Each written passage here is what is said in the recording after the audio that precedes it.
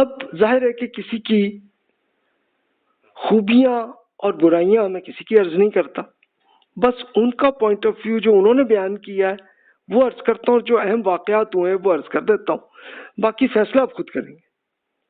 فیصلے کے لیے میں نے پچھلے لیکچر میں ایک پورا کویسچنیئر عرض کر دیا تھا، ابھی بھی آپ کے سامنے عرض کر دوں گا اینڈ پہ، آپ خود ہی فیصلہ کیجئے گا۔ لیکن میں یہاں پہ صرف مختلف تحریکوں کے جو انہوں نے ایک پلان جو انہوں نے بنایا تھا اور جو سٹرگل کی تھی، بس اس کے واقعات عرض کر دیتا ہوں اور فیصلہ آپ خود کیجئے گا، اس لیے کہ اس میں ظاہر ہے کہ مناسب نہیں ہے،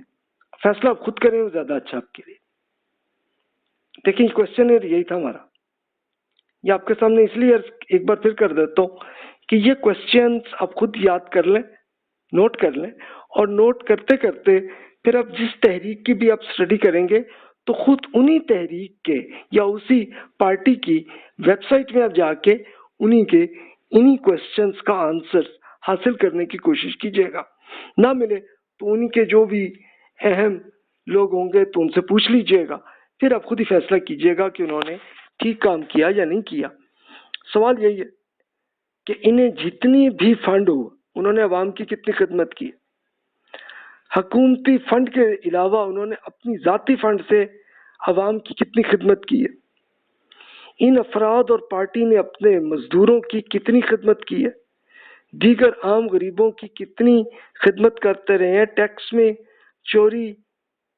کتنی کی ہے انہوں نے، اور اپنی ذات اور الیکشن میں کتنا خرچ کیا ہے۔ یہ اسپیشلی پولیٹیکل پارٹیز میں سے متعلق یہ سوال آئے گا کہ یہ کیسے رہا سلسلہ، اگر نہیں ہے وہ پولیٹیکل پارٹی تو پھر اس پہ ویلڈ نہیں ہوگا یہ سوال۔ انہوں نے کتنے تعلیمی ادارے، ہاسپٹل، انفراسٹرکچر، لوگوں نے عوام کی کیا خدمت کی ہے، انہوں نے کیا انہوں نے کوئی ادارہ بنایا ہے جس کی کوالٹی کیا ہے، اگر وہی تعلیمی ادارے یا ہاسپٹلز جیسے انہوں نے بنائے ہیں اس پہ کچھ منٹ کے لیے آپ خود بھی تشریف لے جائیے گا اور جا کے دیکھ لیجیے گا کہ ان کی کوالٹی کیسی۔ مثلا تعلیمی اداروں کے لیے تو آپ ان کے پورا کیا علوم وہ پڑھا رہے ہیں تو اس کے لیے کچھ نہ کچھ سلیبس آپ کو مل جائے گا انہی کی ویب سائٹ میں، وہیں سے آپ دیکھ لیجیے گا۔ ہاسپٹل ہیں تو فزیکلی جا کے دیکھ لیجیے گا کہ کس طرح کی کوالٹی وہاں ہو رہی ہے۔ اگر انہوں نے کوئی اچھا ادارہ بنایا تو اس کے لیے کوئی مستقبل پلان کچھ کیا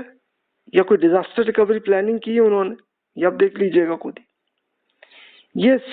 سوالات آپ انہی کے پیروکاروں سے پوچھ لیجیے گا، انہی کی ویب سائٹس میں پوچھ لیں یا ان کے پیروکاروں سے پوچھ لیں، اگر وہ ہاں کہیں تو پوچھ لیجیے گا جی کن لوگوں سے یہ فائدہ حاصل ہوا ہے، اور جن لوگوں کو فائدہ حاصل ہوا ہے ان کے نام اور موبائل نمبر بھی پوچھ لیجیے گا، اگر مل جائے تو اس سے آپ کال کر کے پوچھ لیجیے گا جی آپ کو کیا فائدہ حاصل ہوا ہے اس کا، اس سے آپ کو وہ کوالٹی آپ کو سامنے آ جائے گی اس تحریک کی۔ پھر جن لوگوں نے فائدہ اٹھایا ہے تو انہی سے اس خدمت کی کوالٹی آپ پوچھ لیں، اور اگر ایک طاقت نے لوگوں کی خدمت کی اور دوسری طاقت نے ایسی اسے روک دیا ہوا ہے تو وہ کون لیڈرز تھے، کون لوگ تھے، کون حضرات تھے، ان کے جو بھی بانی اور اہم لیڈرز ہیں ان کے نام میں بھی عرض کر دیتا ہوں آپ کو۔ فیصلہ آپ خود کیجیے گا، کسی کی کوئی میں نہیں کروں گا، بلکہ کوشش یہی ہوگی کہ تنقید نہیں کروں، بلکہ جو کچھ انہوں نے کیا، جو اہم واقعات ہوئے اور جو ان کا پلان تھا وہ بس عرض کر دیتا ہوں، اور خود انہی تحریک کے جو بھی بھائی بہن ان کو یہ فیل ہو کہ بھی یہ میں نے صحیح بیان نہیں کیا تو پلیز مجھے فرما دیں، میں اس کی اصلاح کر لوں گا۔ تو میں اسے کوشش میں نے یہی کی ہے کہ ان کا پوائنٹ آف ویو جیسا کہ وہ خود بیان کرتے ہیں وہی آئے اس میں۔ تو آج کے لیکچر میں ہم صرف پولیٹیکل تحریکوں سے ہی ہم بات کرتے ہیں، پھر ہم اس میں دیکھیں گے کہ عسکری تحریکیں، سیکولر سیاسی تحریکیں، مذہبی سیاسی تحریکیں کیا ہوئی ہیں، اور اس میں خلافت کی تحریکیں کیا بنی ہیں اور کیا معاملات ہیں۔ تو سٹارٹ ہم عسکری تحریکیں سے ہی سٹارٹ کرتے ہیں۔ عسکری تحریکیں کیا تھیں کہ ایک عسکری حکمت عملی کے ذریعے اقامت دین، یعنی اصل اقامت دین کا ان کا پوائنٹ آف ویو یہ رہا کہ بھی ایک بار ہم دوبارہ خلافت راشدہ کو دوبارہ بنا لیں، اور کہ جس طرح ابو بکر، عمر، عثمان، علی، حسن، معاویہ رضی اللہ عنہم جیسی حکومت انہوں نے بنائی تھی ویسے ہم بنا لیں۔ تو پلان یہاں سے آیا تھا۔ اس کے لیے آپ کو پرانی تو آپ پڑھ ہی چکے، ولی الہی تحریک، وہ شاہ ولی اللہ صاحب تو 1762 میں فوت ہوئے تھے، تو ان کی اگلی نسل نے یہ کوشش کی، علمی اعتبار سے بھی بڑھا، اور انہی کے ایک مین صاحب سید احمد بریلوی صاحب، وہ بڑے اسکالر تھے، اور شاہ اسماعیل صاحب یہ شاہ ولی اللہ کے پوتے تھے، دونوں نے مل کے ایک باقاعدہ جنگ کی تھی، اور ان کی خواہش یہ تھی کہ دوبارہ خلافت آ جائے، اور ان کو امید یہ لگی تھی کہ وہ پختونخوا کے علاقے میں یہ حکومت ایزیلی بن سکتی ہے، تو اس لیے وہاں تشریف لائے تھے۔ پھر انہوں نے ایک پوری سٹرگل کی تھی، اور پھر ایک جنگ بھی ہوتی رہی، کئی جنگیں ان کی ہوئی تھی اس ایریا میں، اور پھر بالا کوٹ میں وہ جاں بحق ہوئے تھے 1831 میں۔ پھر انہی میں سے جو لوگ پھر متاثر ہوئے تھے، تو پھر اب 1850 کے زمانے تک تو انگریزوں کے بڑے انڈیا تک تو حکومت آ گئی تھی، اور 1857 میں تو پورے انڈیا اور پاکستان کا پورا ایریا انگریزوں کا آ گیا تھا۔ تو اس وقت علماء صادق پور، جو پٹنہ یہ ایریا جو بہار کا ایریا انڈیا کا، وہاں کے اسکالرز نے یہ بغاوت کی تھی، لیکن کامیاب نہیں ہو سکے تھے، اور پھر اس کے بعد مسلمانوں نے اور ہندوؤں نے سب نے مل کے کیے جنگ آزادی 1857 میں انہوں نے کی تھی۔ اب یہ وہ لوگ تھے کہ جن کو جابس ملی تھیں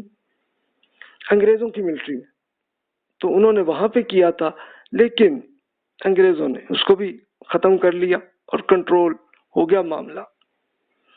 دیگر ممالک میں بھی جنگ آزادی کی بڑی تحریکیں چلتی رہیں، 1750 سے لے کے 1945 تک مختلف علاقوں میں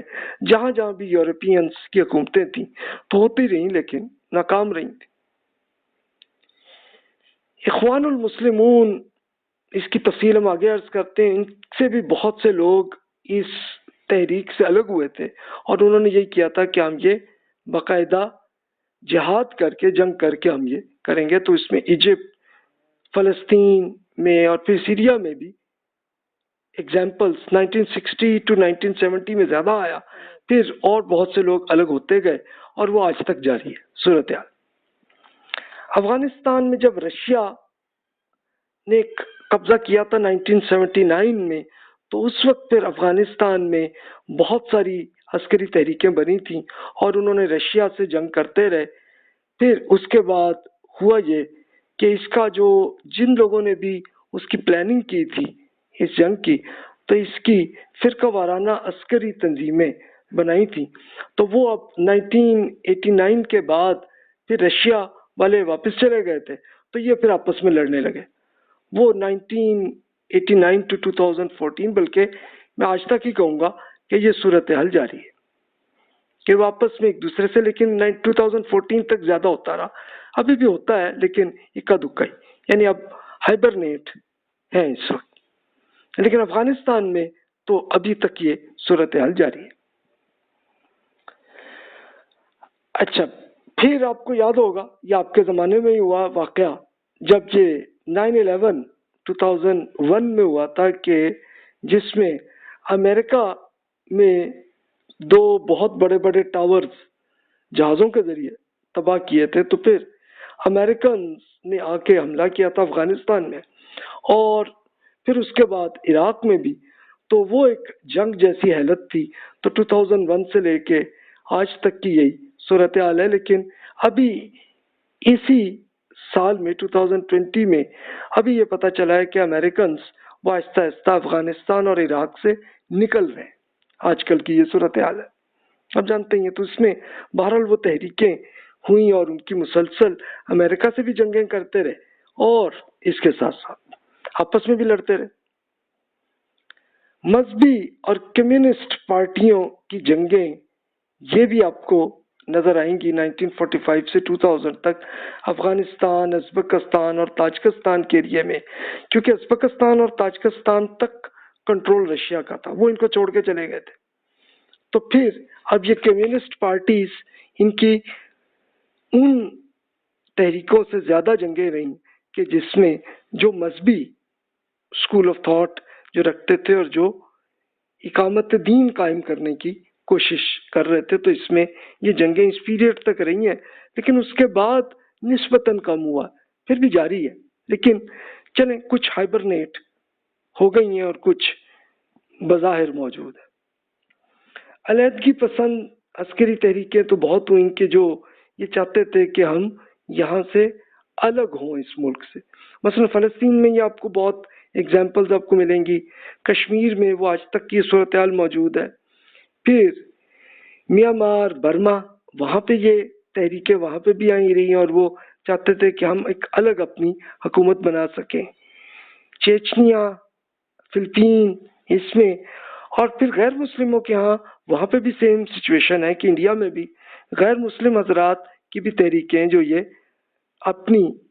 علیحدہ حکومت بنانا چاہ رہے ہیں، سری لنکا میں بھی تامل ٹائیگرز نے وہاں پہ بھی کوشش کی، نیپال میں بھی ہوتی رہی، تو یہ وہاں پہ بھی سیم وہی پروسیس نظر آتا ہے۔ اب عسکری تحریکوں سے سوالات یہ آپ خود کر لیجئے گا، ہو سکتا ہے وہ خود تو نہ آپ کو جواب ملے، لیکن چلیں ان کی کچھ تحریکیں جو عسکری پارٹی کی ہیں آپ کو خود اخبارات میں ان کے نام مل جائیں گے اور انہی کی ویب سائٹس بھی ہیں، تو وہیں پہ پڑھ لیجئے گا۔ تو یہ آپ ان سے پوچھ لیجئے گا کہ سویلین افراد پہ آپ حملے کرتے ہیں اور اغوا بھی کرتے ہیں کہ نہیں کرتے، تو آپ کو ملے گا یس۔ انسانی حقوق کی خلاف ورزی بہرحال ہوئی ہے، اس میں برین واشنگ وہ کرتے رہے ہیں لوگوں کی، اور کیمیکلز کے ذریعے بھی انجیکشن لگا کے بھی کرتے رہے، یہ واقعات ایسے ہیں۔ حکومت کے بغیر جہاد کا یہ سوال آیا کہ جناب یہ کیا جہاد کا دین میں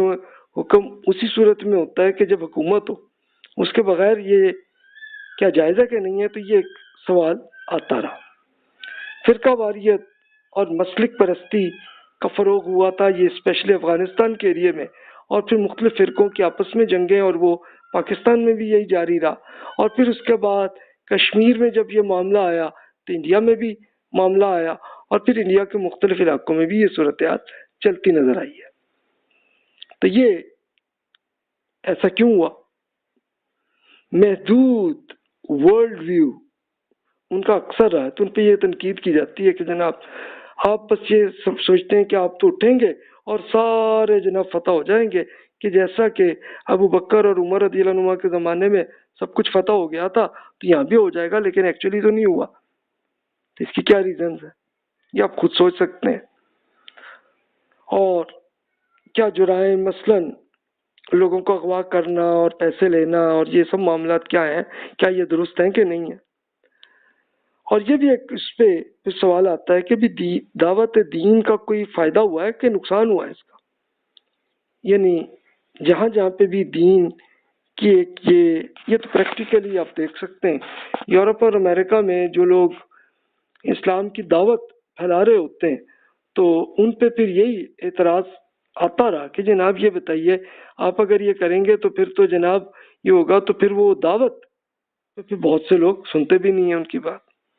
تو یہ بہرحال ہے، تو یہ سوالات ہیں عسکری تحریکوں پہ، آپ ان سے انہی کی ویب سائٹس میں اس کا جواب ڈھونڈنے کی آپ کوشش کر سکتے ہیں۔ اب ہم خاص پولیٹیکل تحریکوں پہ بات کرتے ہیں۔